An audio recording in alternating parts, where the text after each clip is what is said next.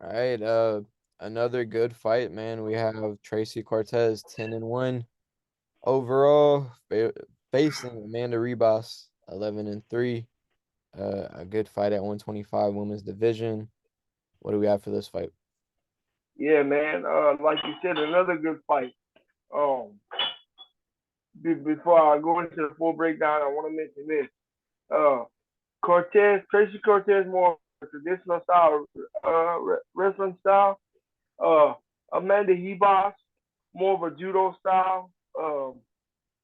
Like I said, Cortez is a great wrestler, and Hebos is really dangerous on her back as well. Um, this is a pick 'em fight.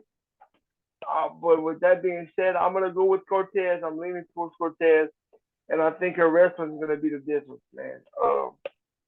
I'm going with Cortez. Her wrestling will be the difference.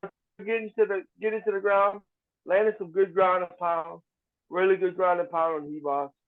She's had a history of landing good ground and pound uh, before, and I see her getting a solid decision victory uh, over Amanda Hebos. No doubt. I will say this before we get into it. You don't have to bet on every single fight, and this is one not to bet on. Very close fight. A lot of factors play into it. If I was to put something down on it, I would bet this fight to go the distance all 3 rounds. Yeah, Um, I think Cortez, it really, like I said, a lot of factors.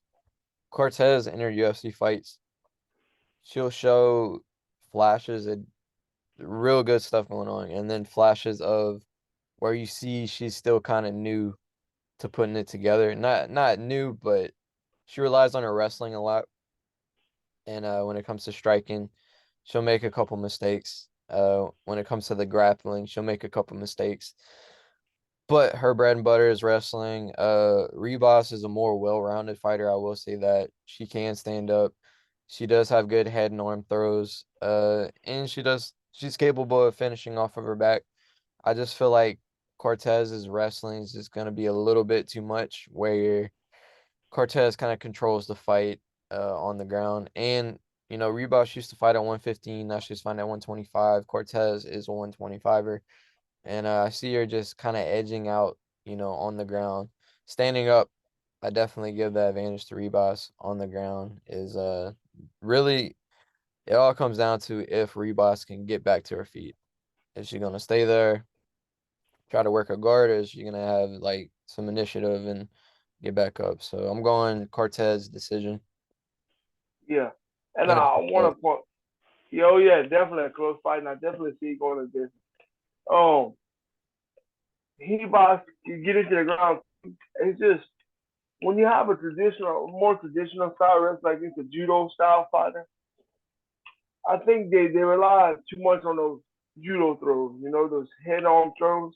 Um, and so when it comes to getting to the ground, I think Cortez has more ways to get it there.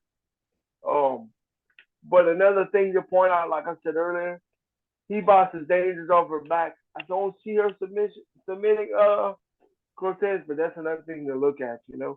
Um, Could force some so scrambling yeah, for her to get up. yeah, exactly. Yeah.